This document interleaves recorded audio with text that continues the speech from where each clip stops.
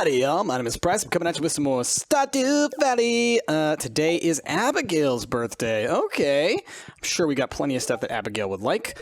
Ooh, we're zoomed super far out. I need to zoom back in. Give me a second. It's going to rain all day tomorrow. Okay. Maybe I should try and make some more lightning rods, maybe? Spirits are in good humor today. Cool. Cool. So, we still would like to go into the mines and work on stuff having to do with that, in terms of fighting monsters and things like that. I know I totally forgot to go to Krobus's. It was something I completely recognized, like, just a few minutes after saving the game and moving on to the next day. I was like, oh yeah, Krobus, whoops. So, we missed out on a, what do you call it? On a sprinkler, but that's fine. It happens. Let us continue on outside. I quickly need to, ooh, look at all our flowers. I'm gonna run along the top here. Ooh, and cranberries and everything. My goodness. Okay. We got fairy rose honey. That's gonna be worth a lot, I think. All right, those ones did not grow in. I'm gonna go in here real quick. I'm gonna drop off some of my items here. Let's get rid of you and you and you and you. Oh, let's hold on to one diamond. We'll give that to Abigail if we run into her. I'll try to make it out to her way if I can. Okay, put that down there. Got a couple slimes there. Okay,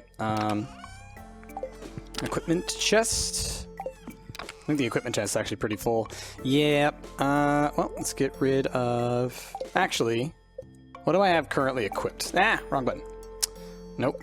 Wrong buttons. Where's my... There it is, inventory. Vampire and magnet ring. So I want to keep the glow ring with me if I need it, just in case. Okay, now, let's go for... We'll put bug meat in here. Fiber... Brown chest? Yes. And hardwood, and carrot. And that will be that for putting stuff away, I think. Okay, so, let's do our basic, everyday chores and things. What do we got going on around here? We got... Oh, why is... Maybe I need to zoom out a little bit. Is that normal view? Maybe that's normal view. I can't even tell anymore. I wish that there was just a button that would just reset it to whatever the normal view is. Like, wouldn't that be nice if you could just, like, click a button and be like, set it to normal, set it to max, set it to minimum. But oh well. It is what it is. I know I complain about the zoom feature in this game all the time, and it's because it irritates me. So anyway, y'all, hope y'all are having a fantastic day. I'm enjoying myself. On this day, this is the same day I released both episodes of Yonder. Hopefully, y'all have checked that series out. If you haven't, be sure to check that out, because I know you being fans of this series, you're going to enjoy that series for sure. Why do I hold on to so many things? Let us sell most of these. Yep, let's just sell so much of this. Okay, boop. And yeah, that'll do. And we'll sell these radishes too. And we'll sell all this. Because, no, I wanted to, that turns into beer. That's a smart thing to hold on to. Okay, and then we have 3 ancient seeds. I guess, do I care about fertilizer enough to force myself to make fertilizer first? Let's put the ancient seeds in here for now. I do think I should make fertilizer if I'm going to plant more ancient seeds. Okay. So, ooh, we got 3 apples and 3 pomegranates over here. I definitely need to grab those. Something just finished. Ah, that's probably this battery. Okay. I could have sworn it sounded like it was raining earlier, but I guess it must have been. It's not raining. It's the whole thing where the wind, to me, kind of sounds like rain when you're inside. Okay. Oh, I see that.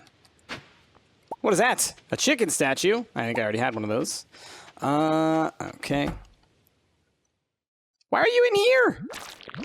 Thank you for the slime, though. We've got another slime egg. We'll put that in here, and we'll put that over there. And we got no other slime things there, so that's fine. And let us grab our... I don't have my watering can. Come on, Dusty. Where's your watering can? We'll have to come back later, I guess. Can I get out this way? Good. Oh well, it is what it is. So, yeah, like I was saying, if you haven't checked it out, be sure to go check out that Yonder series. We're going to be playing a good chunk of that, I think, for a little while.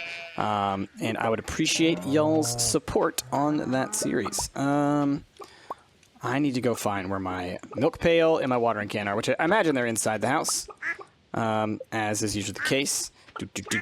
Scoot, little butts, you little chickens. All right. There we go. Grab all them eggs. And yeah, my question becomes, oh my gosh, my inventory's full. Of course it is. The question becomes, what do we want to do for the rest of the day after we get all this stuff going? Because obviously, like I said, I'd like to kill more monsters down in the mines. That would be a lot of fun, I think. I would love to mine more iridium, if possible. And again, we're going to be full, so there's going to be one egg left in here. That's fine. It can stay here. I don't even care about that egg. Just move. Scoot. Thank you. Okay. And yeah, we'll have to come back and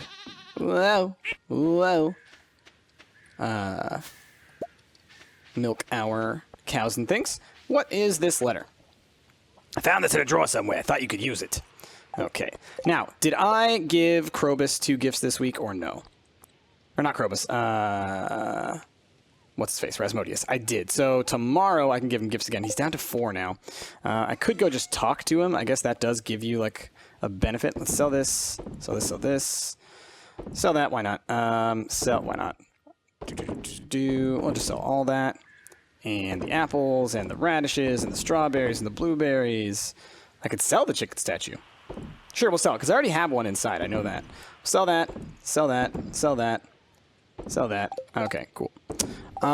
So, yeah, like I said, I could just go say hi to Rasmodius. That would help our relationship a tiny bit, I think. Wouldn't necessarily be a bad use of our time.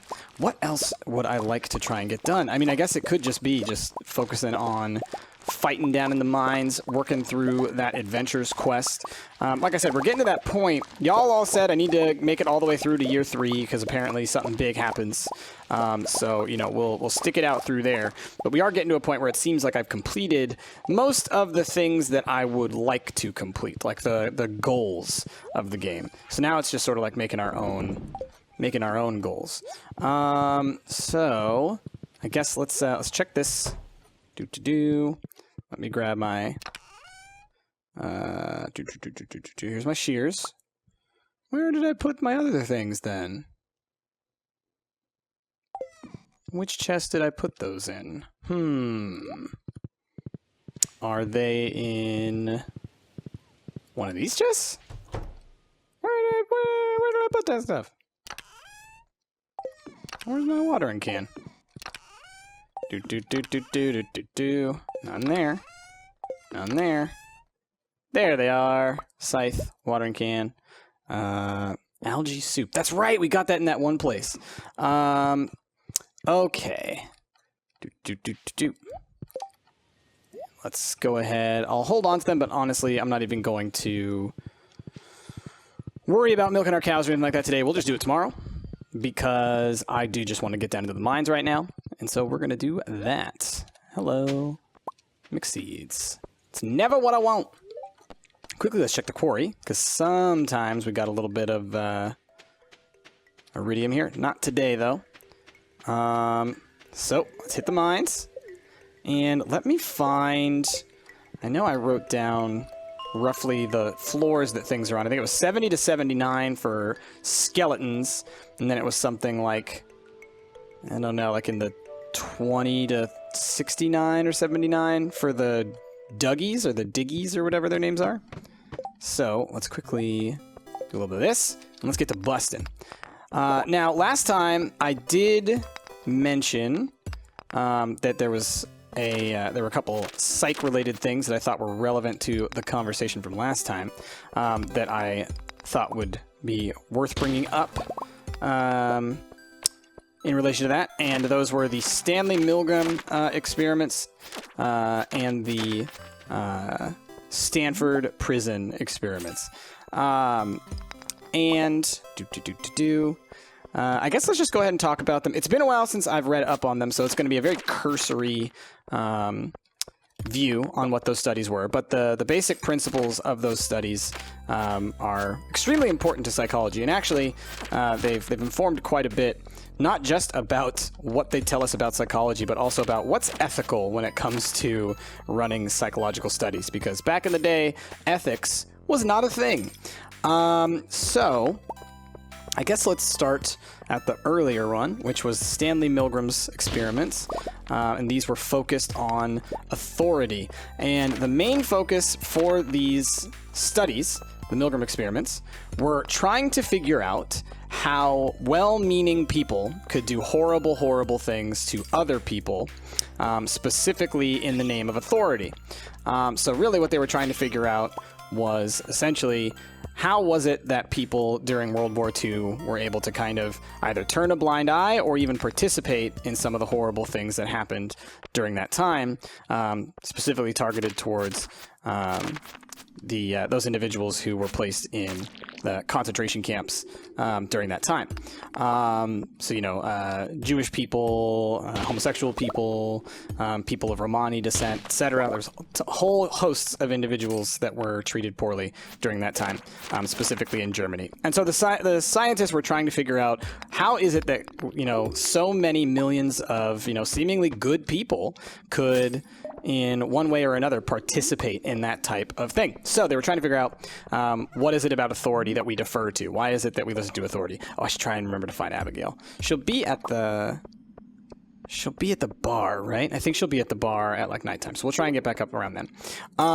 So what happened in these experiments was you had people doing a little time task, and oh goodness, get out of here, dust sprites. I gotta fight you too. And you had two people participating. Now, what you didn't realize, or what the participants didn't realize, is that one of the participants is what we call a confederate. So someone who's actually working with the scientists, right? They are there to essentially act, to play a role in order to get a specific response out of the other participant. And so what you have is, on one end, you have someone who's reading questions, and I believe the questions had to do with spelling words, or, it was very basic types of stuff. And when someone said the wrong answer, the other participant had to press a button, and that button would electric shock the other person. And this other person was like in another room where you couldn't see them. They were far away from you.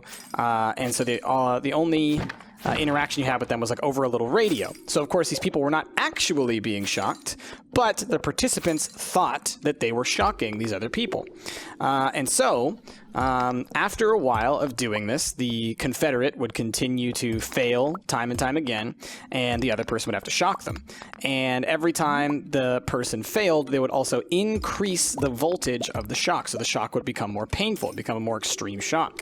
And then, eventually, it would always come to a point where the person on the other line would start to make it sound like, okay, they're in a lot of pain, or they might just suddenly stop talking entirely and not just respond at all. Oh, there goes the music.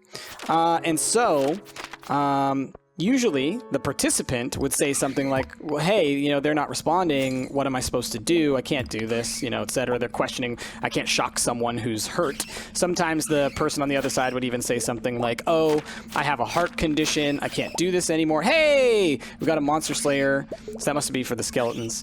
Cool. All right, well, let's pop out then.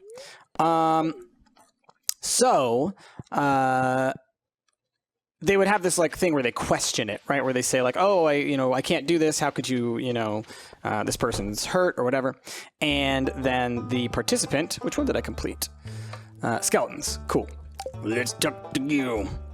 We got ourselves a skeleton mask. Oh, neat. Oh, heck yeah. Skelly boy. Yeah.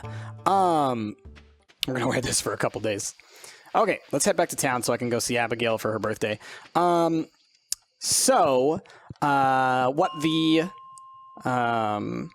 scientists would say, the psychologists, when someone says like, hey, I shouldn't be doing this, these people are hurt or whatever, they would say something to the effect of, the study requires that you continue all the way through. The study requires, essentially deferring any kind of guilt or anything to the study itself, saying it has to be done, you have to do this, it's for the greater good, it's for science, etc. And so the participants would then continue to do it beyond the point of where you could tell that you had hurt somebody, right? And so in their minds, they are really, really hurting some other person, and yet they continue to do it. Now, oh, she's not here. Interesting. Maybe she'll get here soon? I'll give it a little bit. How many diamonds do I have on me? 3? Okay, I can give out a couple more gifts if we wanted to. Let's just see if we see Abigail anywhere. Where else does she go at night? Sometimes she comes and she sword fights down here, right? It's a Saturday night. Maybe she's out up north. I remember sometimes she's over there. So let's give that a shot. Okay, so Milgram experiments. So for a long time, it was interpreted and said that these studies unequivocally show that people defer to authority and will listen to authority blindly. However, there is a caveat, because more recent research and follow-ups by the people during that time showed that, in fact, this is not the case, that oftentimes participants would not continue forward, and it was especially the case when they could actually see the other person, like if they're in the same room as the other person. Basically, if you can put a face to the person that is being hurt, you are far less likely to participate in potentially harming someone else. And it appears that there are kind of different personality types. Some people are more likely to go along with things, and other people are extremely difficult to get to go along with these types of things. And so it's not as cut and dry as the original studies showed. Now, all of this, I say, with, again, the caveat that this was back before we had ethics regulations in psychology, and these studies, you could not conduct those studies today because they would be considered to be unethical because of the types of stress that they would put the participant through, making them think that they're hurting another person. Okay, so I could not find Abigail. I do not know where she is, and I don't have the mod that would tell me where she is. So we're just going to have to accept that Abigail is not getting a birthday gift. My apologies, Abigail, but we're already like best of friends, so it's fine. I'm going to give a diamond to Leah.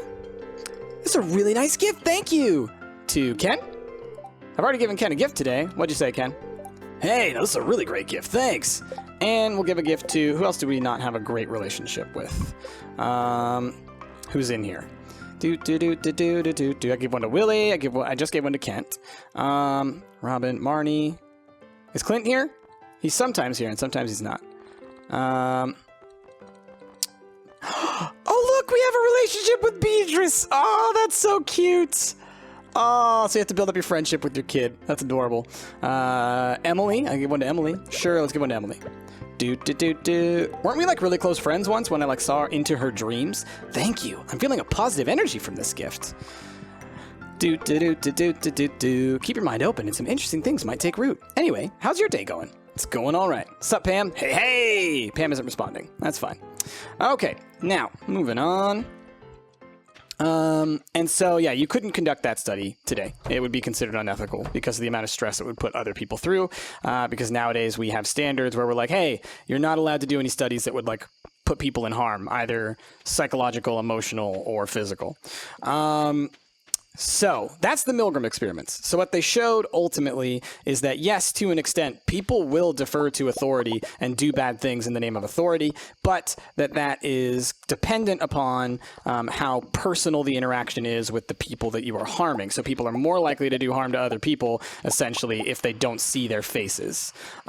So that should also, be something for people to consider as we move into a time when you can do mostly everything through the internet and not have to interact with people in person. Okay, let's get to bed and we will move on to the next day. And when we go back down into the mines this day, as we go and I guess try and fight Dougie's, we will also do our best to talk about the Stanford prison experiments, which have a similar outcome. Ooh, look at that money. That's cranberry money right there. Okay. What do we got going on? Day 14 of Volume 2. It's a rainy day. And it's nobody's birthday. And it's a Sunday. So I can give a present to Rasmodius, so I should consider doing that. Hello! The only thing I dislike about rain is the fact that I can't do any stargazing. It's true, like, blocks out your view. Them clouds, man. Ain't no joke. Alright, do we have... I thought they would be in here, but I guess not. The, sun things? Solar essence? Hi, Bia! Okay, let's go check our aging things. Hopefully we got some stuff aging. Alright, we got one wine finished. Let's grab a melon or an ancient fruit, maybe. Ancient fruit.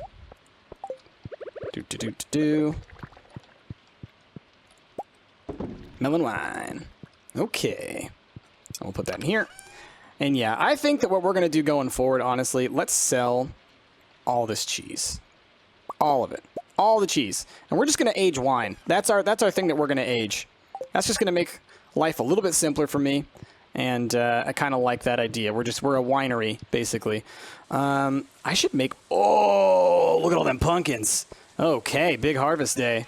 Let us sell all that wine. Sell these. Sell this. Sell these. Sell all that. Sell those.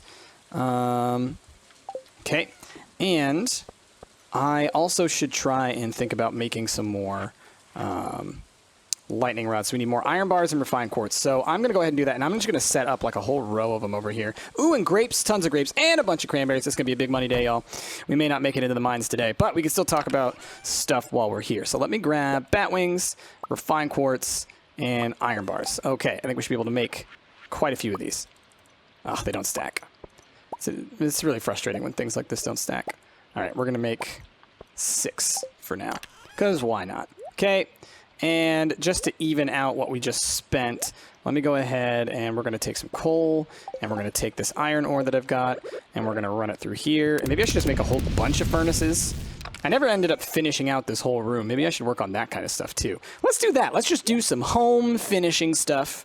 You know, I spent a whole day out at the mines, or half a day yesterday at the mines. Let's switch it up. Let's spend some time on the farm, and let's work through this stuff. Also, before I pick up all of my pumpkins, let us go ahead. We'll put down these lightning rods, of course.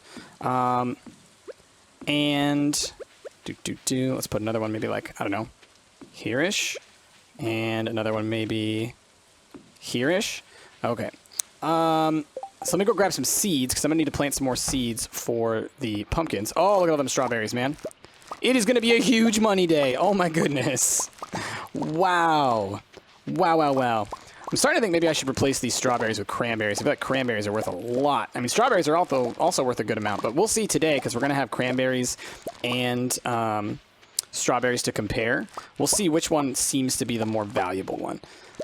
I feel like you're more likely to get more cranberries from a yield than from strawberries. So, but who knows? Who knows? I mean, y'all probably know. Y'all always know. More of these. Okay, now that's all those. Let's grab our seeds. Let's put away the yam seeds, I think, and let's grab, we should have more pumpkin seeds. Yep.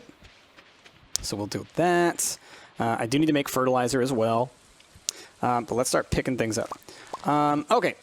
Oh, are you kidding, game? Man, I accidentally chopped that down. That sucks. All right, I'm just going to quickly plant a pumpkin there. I had my pickaxe highlighted and accidentally clicked on there. And it's half my bad, but also I really dislike that. I've said this a lot, I think. When you go to pick stuff up, it's really difficult to like make your guy not accidentally use something or put something down or whatever, just because, like, I don't know, they just didn't figure out a way to make it more easy. Like, I'm holding right click now and it seems to be working fine, but then half the time my character will pick something up and then put it in my first slot, and then they'll try and eat it half the time, and it's just like, I don't know. I wish there was just a pick stuff up button, or like a little basket you could just walk through a field with and your character will just pick up things that are nearby, so that you don't accidentally do what I just did. So yes, I'm to blame, but also I blame the game a little bit. Okay. So let's continue to pick things up. I just need to sell a whole bunch of stuff real quick. So, the Milgram experiments, or not the Milgram experiments, we talked about the Milgram experiments, the Stanford experiments. So the Stanford prison experiments, these happened probably a decade or two later than the Milgram experiments. The Milgram experiments were in I think the late 50s or the early 60s. The Stanford prison experiments, I believe, took place in the 70s. And obviously they took place at Stanford. Oh, I already sold them out. I was like, I should actually keep a bunch of cranberries and turn them into seeds, but that's fine. We'll have another couple of yields. So, yeah, we're good. Let's sell those.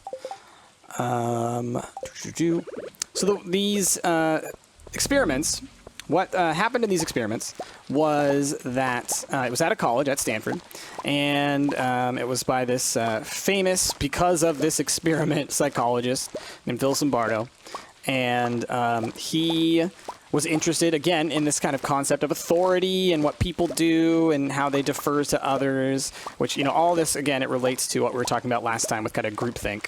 And so what he was doing was like a straight-up experiment.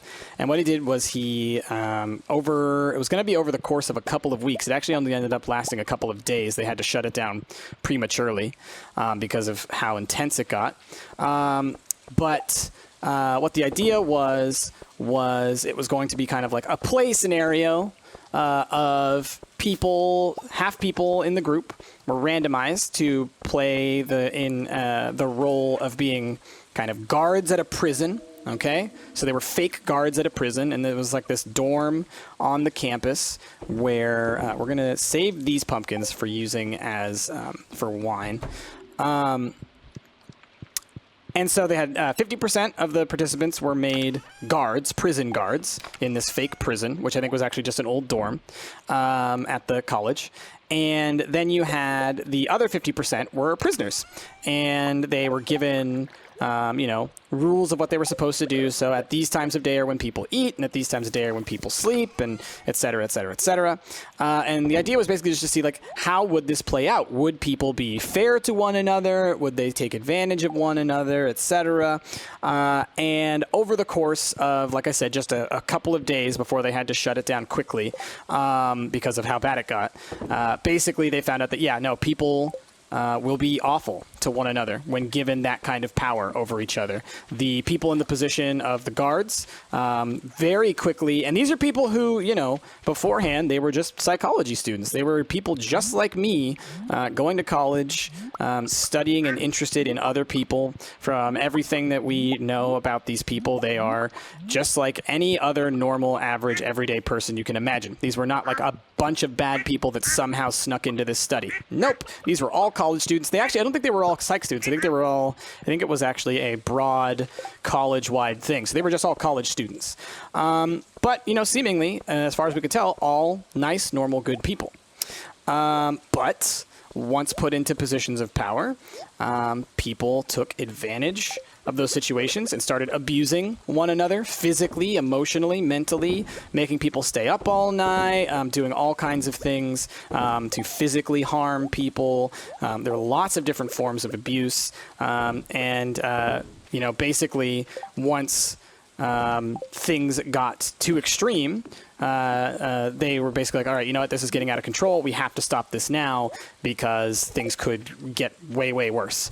So basically, it went way worse than they thought could happen in their kind of like wildest dreams or nightmares, I guess, examples of what would happen, right? You always think of like worst case scenarios. They had thought about worst case scenarios, and it was worse than that.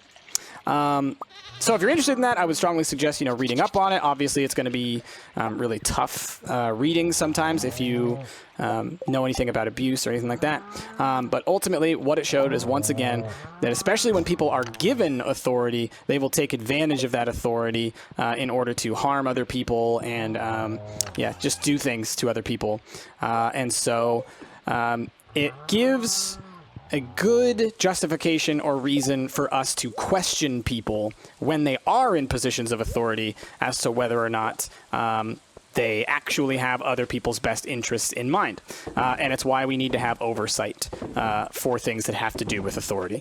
I'm not going to go on a huge political rant right now, but you can imagine that there are some things that are happening in America today and across the world today that have to do with authority that are pretty textbook examples of people taking advantage of their position in order to put other people down. Hey, we got another of these mushroom trees. Neat. I need to be putting more tappers on these things. All right, let's make sure to give these guys some water because I did not feed them yesterday. Whoopsie me. How are we doing on slimes? Not enough yet. Yeah, if you're at all interested in that kind of stuff, interpersonal dynamics, how people can take advantage of one another and all that kind of stuff, I would strongly suggest reading up on and looking into the Stanford prison experiments and the the Milgram experiments. Okay, so that is pretty much the psych talk that I had planned for today. That's all stuff that is commonly studied in your first year of school. There's something I can pick. Oh, it's up there. Is there something blocking me right here? Ah, I see. And so that's like Psych 101 type stuff that you learn.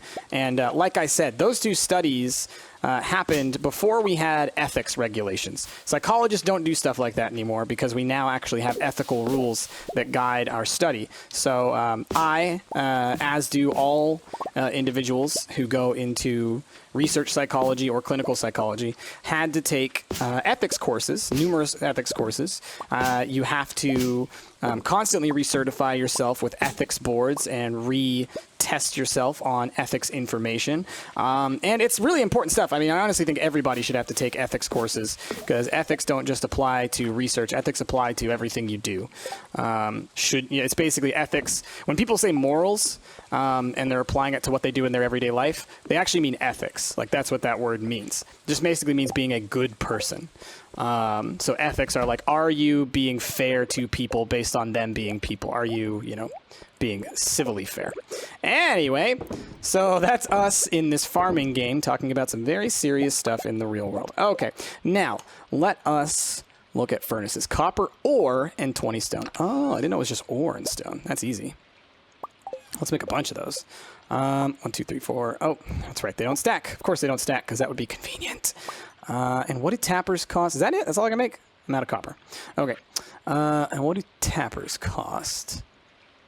Wood and copper bars. Do I have any copper bars or did I accidentally use all my copper? I do. Okay, we got wood. Got those. So let's go ahead and put this away and that away. And let's take all these furnaces and put them down. Okay. So just like that. And then another row. Because this is originally what I had wanted, is I had actually wanted like multiple rows of each of these types of things. I never even use my recycling machines, mostly because I'm lazy. And I do need to go check my crab pots, that's right. Oh, geez Louise. And I need to go and give some solar essence to Rasmodius. So we'll go do that here in just a second. Let's put down all of this stuff. Let me grab really quickly the different ores that we have to smelt. So we have some copper, a lot of gold. Let's do some gold. So here's what I'm gonna do. I'm just gonna banana.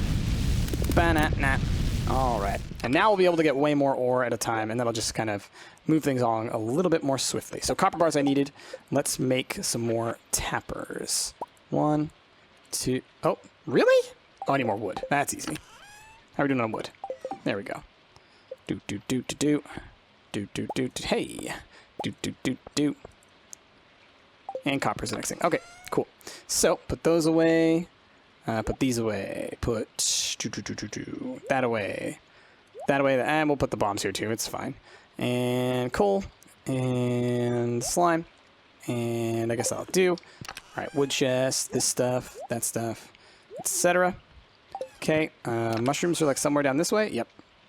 And that's for making them potions, which are really useful for us. And down all the way at the end here. Let's grab all the fish that we have, and let's grab... I'll keep that. One of y'all said I should use that for the Grange display. I totally could do that. That's true. You're a fish as well. Oh, and let's go ahead because I do have you and I'm actually doing chores right now. Let us use our recycling machines. Now, we'll go quickly put these down. And I would like to use my sap and I think, if I'm not mistaken, I left the rest of the sap up in here. Let's make as much good, what do you call it? Fertilizer as we can. No? Did I not leave the sap in here? I could have sworn that this is where I left the sap. All right, let's head back next door. Maybe it's in the house. Guess that's possible. We'll run back and forth a little bit, I guess. Okay, so ultimately, all that stuff I was talking about that relates to authority and all that kind of stuff, it all stemmed from that question that I got about groupthink, because it did get me kind of thinking about interpersonal dynamics in that way. And ultimately, just all you need to think about is that basically the way things work are people's, from a psychological standpoint, the way things work are people's brains and personalities like to defer as much as they can to others that we trust because it allows us to think more about other things. It's kind of a diversification of specialization. It's kind of like the same way, like, for example, how not all of us are plumbers because we don't all need to be plumbers, right? We do need plumbers. There need to be plumbers, but we don't all have to be plumbers. And if someone spends their life becoming specialized in becoming a plumber, that's really useful. And then another person specializes in becoming a doctor. That's also really useful. We need both of those people to do that. And so our brains are structured to specialize us in that way. Like we're kind of built to do that. And so that's what we do. All right. Make as many of those as we can, I guess. 7. Did that use up all our fish? It did use up all our fish. All right, well, there we go. Let's quickly... What do I want to get rid of? We have 7 fertilizer. I only have 3 seeds, though. Let's get rid of some of these strawberries. We don't need as many strawberries as we have. So let's take these ancient seeds. And let's just go 1, 2, 3. And we'll go 1, 2, 3. And then we will plant our 3 ancient seeds. And we will put the rest of the fertilizer in with the seeds. Okay, and we'll leave the pumpkin seeds here for now. Do I have any more cranberry seeds? Oh, I have tons. Let's go ahead and take this fertilizer. And I'm also going to do a little bit of this. So let's go 1, 2, 3. 3, 4. Okay, do I have any stone? No, I don't. Not on me. That's fine. All right, so I will put you here. Let's put you back down. Did I bust 5 of them? I must have accidentally because of the way that the things were oriented. That's fine. All right, doot. And we'll just plant another one here. Okay, that's fine. It'll be a little lopsided, but that's all right. I'm slowly working the strawberries out in order to get some more cranberries in. Okay, so then let's do a little bit of this action. Little skull boy doing little skull things. We are the skull boy. Yeah. All right. Now, let's put, I don't know, 1 here. Come on, please. Please work. Why you always got to make things difficult for me, game? Is there a tree in the way? I can't tell. It's so hard to see because I packed these in so close to one another. All right, there is one there now. And these 2 will go on our mushrooms over here. So you and you. Cool. So that's that. Let's check our slimes again real quick. We're not going to make it to Rasmodius today, I don't think. That's fine. Okay. Did I take care of my animals? I think I did. Yeah, because I sheared my sheep and everything like that. Let's go check for our milk and cheese and things. Yep. Boop. No thanks. Boop. No thanks. And all these. Yeah. All that mayo. So let's sell that, and then we're going to see what our overall total comes out to. And I'll look at specifically I want to look at the cranberries versus the strawberries in terms of overall value. Because if we look at the number of cranberry plants that we have down, right, that we just got, I don't remember if it was this field today or if it was this field. I think it was this field today, actually, so it was like the smaller set versus we had a much bigger set of strawberries. But I think we ended up with way more cranberries because they grow more of them per thing. So I'll be interested to see which one gives us more money. Because it may be cranberries that give you more money because you get so many more. Like, I think strawberries are base worth more, but you rarely get more than one. Seems to be the case, just from my own vague personal anecdotal experience, which is not representative of true norms. Okay. Hi, Maru. Were you able to accomplish much today? I tried to fix up some things around the house. You know, just little stuff. Yeah, I got some stuff done. I feel like I got some little infrastructure things done. It was pretty good. All right, let's go to sleep for the night. So, let's see. Oh, look at them. Whew. Whew. That's a lot of monies. Okay, cranberries.